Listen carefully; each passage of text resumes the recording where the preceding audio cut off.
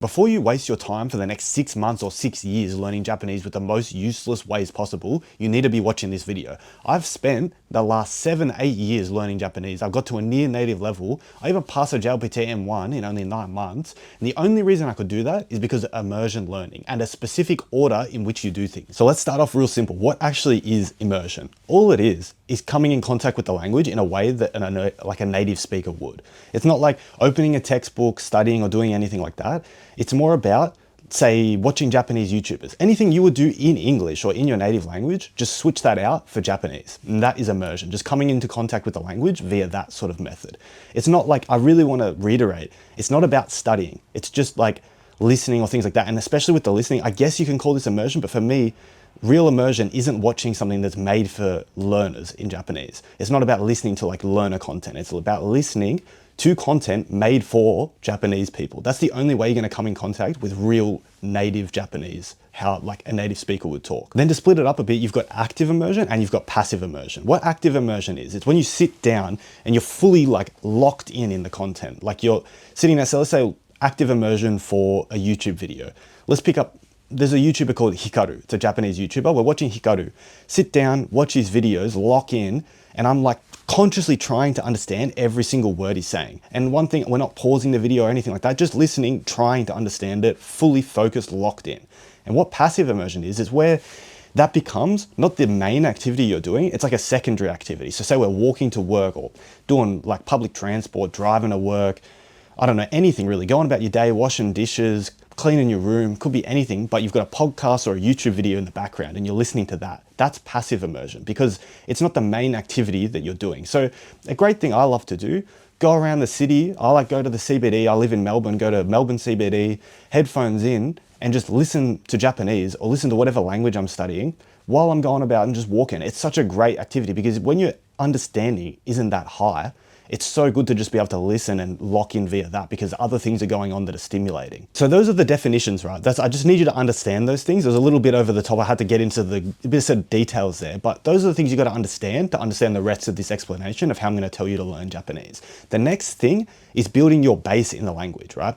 You got the 3 stages: base, mental model, output. Just a quick overview, right, of those 3 stages actually.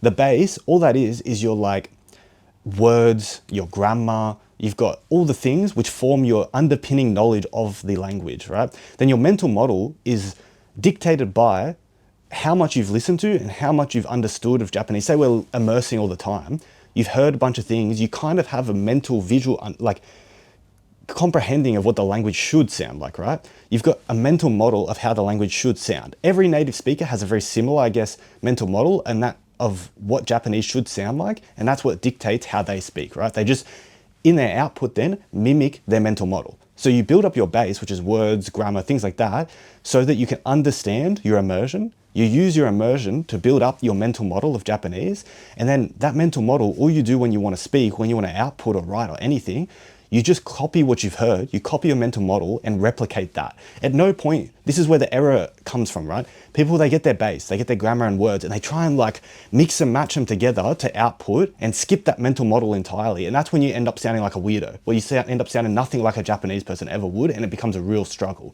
The goal is build up your base to get your mental model of the language and then replicate that in your output.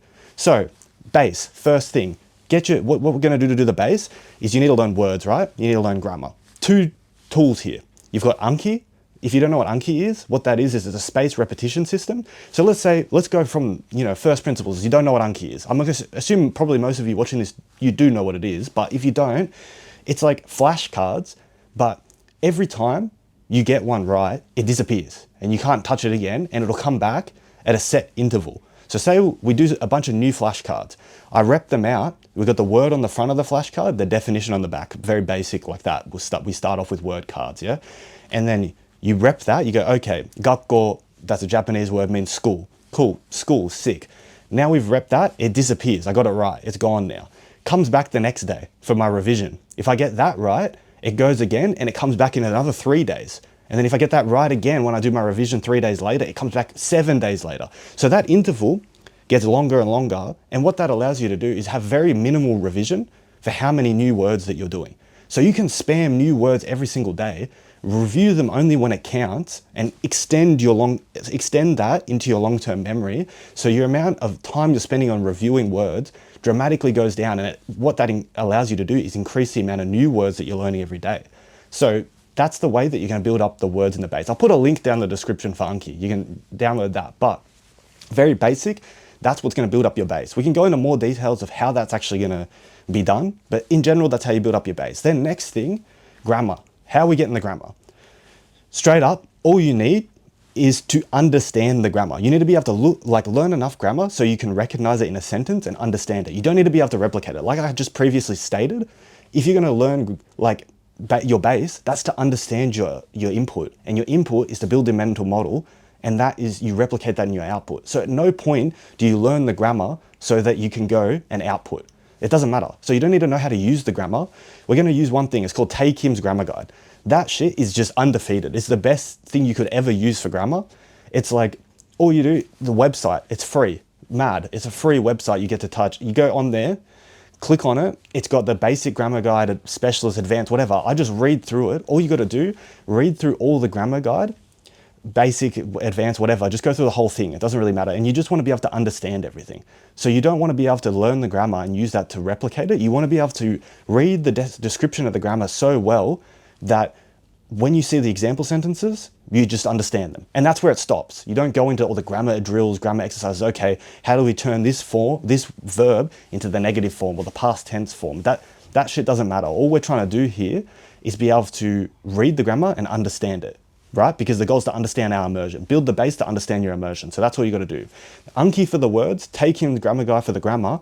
That's it. That's your base done. And I would recommend, because look, let's think of it this way. How much base do you need to understand immersion? At least probably 10,000 words is what you're going to need to have a good grip on Japanese that's going to set you up well for fluency in the language, like being able to understand almost any sort of immersion. Even myself, I'm probably at like 20,000 words now. And still, if I go into like real detailed areas like finances and, you know, all that stuff, there's some words I don't understand. But 10,000, that's going to give you a good grip on the language for daily conversations and a few specialist topics as well. And when you think of that, 10,000 words, right? 5 words a day, where is that going to get you? Because that's what people do if you're just doing standard learning of Japanese, you know, 5, 10, 15 words a day. It's mad, yeah, but where is that going to get you in a year or 2 years from now? You've got to set your goals realistic here. If you want to be fully fluent in the language in a short period of time, think of how many words you're going to need to learn. I was doing at one point 50, 60 words a day.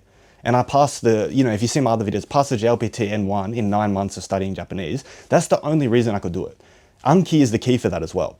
We can go into the real specific details of how to make like Anki cards, but that's what you got to do, right? That's how you build your base to go and, you know, understand your immersion. Probably the next video I'm going to do, we're going to go into the real big details of how to build your base. Because that is, I could sit here talking to you about that for fucking 2 hours or something, right?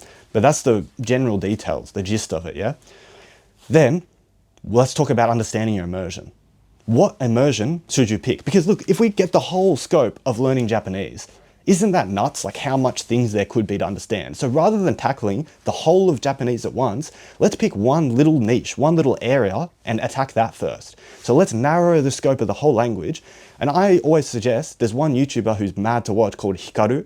And the reason I say to watch him, he's got heaps of collabs, he's got heaps of different content, various content. He can do basic joking around speech, more business speech. There's a lot of things. There's a lot of variation with a small niche because it's one dude. So the amount of words he's using is going to be relatively limited. So rather than learning all the words that everyone ever says, let's just narrow it down to one dude. Yeah. Let's narrow the scope of, instead of trying to understand the whole of Japanese, let's try and understand one dude.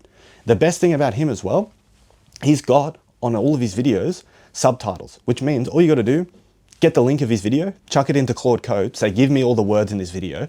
Boom, there's all the words. Then you can go through and learn them all. And then all you got to do then is know that when you watch that video, you're going to understand it because you've already learned the words in that video. So all I would suggest is try and understand Hikaru or whichever YouTuber you want to understand first. Pick that one guy and try and understand them first, right? And if you can do that, the amount of words you're going to need to know is going to go from like 10,000 to maybe 2,000, 3,000, 4,000 max, and you'll have a great understanding of that one thing, and you can immediately get to work on building your mental model. Because if you don't understand anything, you're constantly trying to improve your ear, improve your understanding, improve your base, so that you can get to the point of understanding your immersion, so that eventually you can build up your mental model enough to output. But if we just take that narrow right down, we can understand and get to a high level of comprehension of one small niche, and then immediately start work on your mental model of Japanese, which is going to link to your output then. Because the end goal is everyone wants to speak the Japanese, right? And actually talk to Japanese people. Like, what's the point of knowing the language otherwise? So pretty much narrow the niche, pick Hikaru or any other YouTuber, learn all the words in the video. If you, honestly, even if they don't have soft subtitles or like subtitles on their videos, all you've got to do, get it like, again, Claude Code. Chuck the link of the URL or the channel or whatever into Claude Code. It can even use Whisper or whatever to pull all the things they're saying there, get all the words for you, and you can go down and learn all the words. And if we want to narrow the scope even more, like that's for your active immersion, I would say just like listen to whatever from that one niche. But if you want to narrow the scope even more for your passive immersion, this is the best thing to do, especially in the early stages where your ear's struggling to pick things up. Pick just one video, yeah? One video. Go through, learn every single word in that video, and then you know that the only thing stopping you from understanding that video is your ear. Nothing else. Just your ability to pick up those words while they're saying it full speed.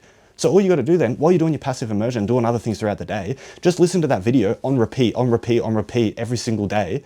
Then your comprehension is gonna skyrocket so quick. It's insane, trust me. And then once you fully understand that, or get to like 70% understanding of that one video, go to another video and then boom, repeat the process. You can do this over and over and over. It's gonna just save so much time. I'm sure, you know, people don't talk about it this way, but this is the best way to attack Japanese as a whole. Then there's the argument of why YouTube. People go, oh, Japanese YouTube's boring and this or that. I wanna watch anime, dramas. Look, do you want to talk like fucking Peppa Pig or SpongeBob in Japanese? Please answer this question first, because that is what you're gonna sound like if you start watching anime and only learn off that. Whatever you build your base in the language in is extremely important. So I don't care if you want to understand anime and do it, go for it, but just be aware that it's gonna cook your Japanese a little bit, and you're gonna sound a little bit weird, to be completely honest with you. It just is what it is. Look, people will say there's no difference between Japanese and anime and normal Japanese. Cap. It's just bullshit. If you watch enough of it, it's extremely obvious, right? Especially if you watched a heap of YouTube and go to anime, you're like, what the fuck is this shit? You know, it's pretty obvious, yeah? So use YouTube because it's unscripted. It's just people having a chat with each other. And it's just as close to normal speech between native speakers as you're gonna get. Honestly, it's by far the best way to tackle Japanese.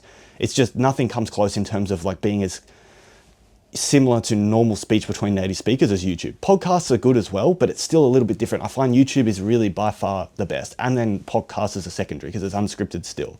But you're just never going to get that thing of say like 4 native speakers all having a chat together, having some banter over dinner or something like that. You don't get that. Like I've said this in other videos, yeah? Look at a drama, for instance. When they answer the phone on the drama, they don't go like, oh, hello, my name's Harry. Who's this? Or who's there? You know what I mean? Like it's just straight into the conversation. It's not real speech at the end of the day. So use YouTube because that's the best source of natural immersion that you're ever gonna get. So the next stage, output. You've listened enough now that you've built up a mental model of what the language should sound like. You've listened heaps, you've, you know, like watched heaps of YouTube, so you kind of know how people sound. You kind of know the accent, you kind of know how they talk, all that. Now all you do when you want to speak to people is just one for one, try and copy that. And let's go back now to narrowing the niche in a way. Instead of just trying to sound Japanese, whatever the fuck that means, we're going to try and pick one person to sound like. So pick someone a similar demographic to you, maybe similar age, similar personality, similar something. Pick that one person, they're going to become your like language parent, people call it, right? The reason they call it that is people tend to sound like their parents or their friend group or whoever they're around the most. So, which tends to be your parents, especially, you know, at an early age or whatever. So this one person, you're going to copy all their little things. It's less about every exact word that they state. Like, obviously we can go real deep and be like, oh, well, when he talks about this one very specific thing, he uses these words. It's less that. It's more like, how does he say I? What are the ums and ahs of his speech or her speech? What's the cadence of their speech? How do they respond to people when someone says something? What's, you know, just all the little details, like the connectors between sentences. It's less about the exact words of the sentences. It's about the little details that you can't necessarily define as words or anything like that. That's what gives the Japanese feel, really, like, more than anything. Like, when I ask people, why does my Japanese people sound so good? Not to be, oh, look at me, I'm a fucking sick cunt, but like, the reason that they say my Japanese sounds close to a native speaker isn't oh, you use the most complicated words or whatever. It's the little details of how I mess up my sentences, how I connect the sentences together, the ums and ahs, how I respond to things when they say things to me, how I ask them questions, stuff like that. None of that I got from exact things. It's just from copying one person or a few people and those little details and really hyper fixating on those things. That is the key at the end of the day. So pick one person, copy that, and then when you output, it becomes insanely easy because you have an exact reference point you're comparing yourself to. So your mental model gets even more specialized into one person, and you just copy that and boom, like it's just unbelievable. Trust me, this is one thing you have to do. More than probably anything, it's going to give you the feeling to other native speakers that you sound Japanese. Trust me, it is the way to do it. And when it comes to now, who are we speaking to? How are we outputting? People come around and go, oh, Harry, how do I make, language exchange partners? How do I do this, do that? Mate, just go make some fucking friends, yeah? Like, it's not that deep. At the end of the day, you just want to find people like you would in English. Just do whatever you do in English, but in Japanese. So if you're not in Japan, like I'm not in Japan, right? Go on HelloTalk, I don't know, like Twitter even. Japanese Twitter is pretty booming. Go on Instagram, DM people on Instagram. Find people with similar hobbies, similar interests. HelloTalk is honestly great for that, as long as you stay clear of the weirdos. And then find people similar interests to you and just become friends. And then once you've become friends, I would recommend, if they're in your local area, if you pay for a HelloTalk subscription, you can meet people in your local area. So that's mad. You go meet them in real life and have chats. My best friend in Japanese that's exactly how I met him in Melbourne here. And now we hang out all the time. And that's my main thing of outputting Japanese. But then otherwise, I even did one thing where I met some Japanese friends and they were playing PS4 heaps. So I was like, oh, I'll buy a PS4. And I just ended up outputting all day on PS4. Just make friends with similar interests and just talk to them about whatever, just like you would with normal friends. Try and de-associate the whole thing of learning a language or studying or whatever from this whole process and just make it about connecting to people. That's the essence of language at the end of the day. That's what you're trying to achieve here. So just make friends and talk to them via that. And then one little topic I should touch on at the end here is perfectionism. I'm extremely competitive. I'm an extreme perfectionist when it comes to Japanese as well. And I always want to be perfect, the best at speaking Japanese. Like I want to be like indistinguishable from a native speaker. But to be honest, that's a great mentality to have in your study. So in preparation for speaking, it's a great mentality to have, trying to learn as many words, trying to listen as much as possible, trying to speak as much as possible. But it actually messes you up a lot when it comes to actually outputting, because you get so in your head, you're thinking consciously so much of what you should say. It just is like, you start stuttering, you sound like an idiot, and it gets worse, and it's way worse than what you would be otherwise. You just got to turn that all off. When it comes to speaking, don't think about what you sound like. Don't care if you sound like an idiot. Just speak straight away. Just let it all out, talk, and that's what's going to give you by far the best results when you're actually talking to people. It's going to make you way more fun to talk to as well. Like, try and be a good listener. Try and engage in the conversation. Make the conversation fun. That's what's going to make people want to talk to you. Don't care about, oh, how good does my Japanese sound? No one cares. Look, maybe other learners will care. Like, people get on here and talk about my Japanese and want to say like, oh, you said your pitch accent wrong with this word. Like, mate, no one gives a fuck. At the end of the day, you're here to have a chat with native speakers. It's about how well you connect to the other person, not how perfect you sound. So it's good to have that, again, in your preparation for like learning the language. But when it comes to actually speaking, turn all that off and just try and make a connection with people. And that's what's going to give you the best thing. And as well, settle for the fact, at the start, you're just going to sound like an absolute fuckwit, to be honest. When you speak, you're going to sound like an absolute fool, There's no amount of listening or mental model building you can do that the first time you speak, you're just going to sound like a weapon. You're never going to have that. You have to go through that awkward stage of just talking to people, messing it up, trying to pick your words, do the best you can to just kind of put things together and just accept the fact you're not going to sound like how you want it. That's just what it is. It is what it is. And you get better, you improve. The more you do it, that's all it is. So one little thing to top all this off, I cannot do this for you. This is it. I've told you what you need to know. There's all the little details I'll go through in the rest of my channel, and I've got previous videos, I've got my school, I've got all this and that, where we can go into the real detailed topics to give you the best outcome and the best, like, most enjoyable journey as possible, and speed things up and this and that. But at the end of the day, there's no substitute for hard work. And language learning is one of those things, the more you put in, the more you get out. I don't care what anyone says.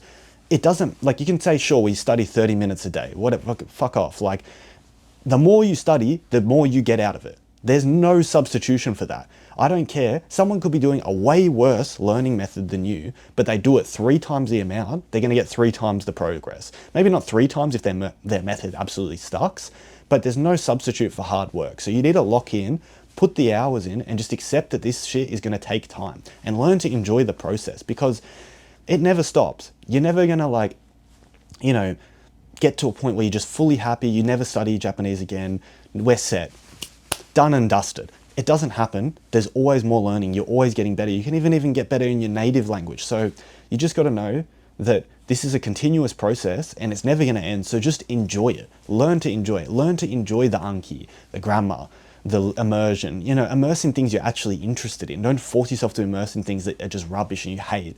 And then when you speak, make real friends, make real connections, and you're going to love the language. If you adopt all these things, putting in those hours in, it's not going to feel difficult. You could do 10 hours a day, and all it is you watch a bunch of YouTube and you talk to your best mates. Like, is that studying? I don't even think you can call that studying. It's definitely not difficult past a certain point. Maybe in the first time where you don't understand things, it's a bit difficult. But if you love what you're watching, talking to great people, what is there to hate? You know, we get to study something and have a great skill in life with learning Japanese via doing things that we love. Is that not insane? That's the whole point of this method in its very essence, is learning to learn Japanese in the best method possible for hours a day, purely because of the fact you're doing it via things that are enjoyable. That's the end goal.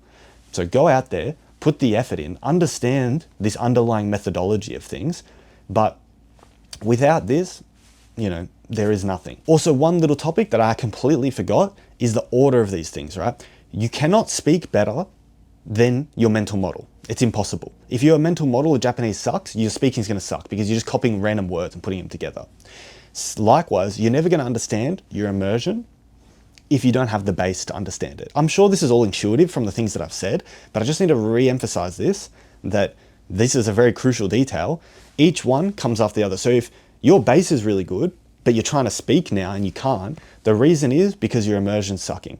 Or if you have a good mental model and you can speak as good as your mental model, but you can't improve your mental model to more complex areas because you don't have the base words and grammar to understand it, you know what you got to do. You got to go improve your base. So there's always a bottleneck there, and seeing that bottleneck and improving exactly that is what's going to give you the best process, right? So that's to cap it off. You know, link back to what I first talked about at the start of this video. But you got everything now. Go out and just do it. Pick your, go get Anki. Go read Tay Kim's grammar guide. Go pick that one niche to immerse in, and then go pick your language parent. That's all you got to do. Leave in the comments exactly. I would like to know who you pick for your immersion and your language parent. So leave it down in the comments and let me know.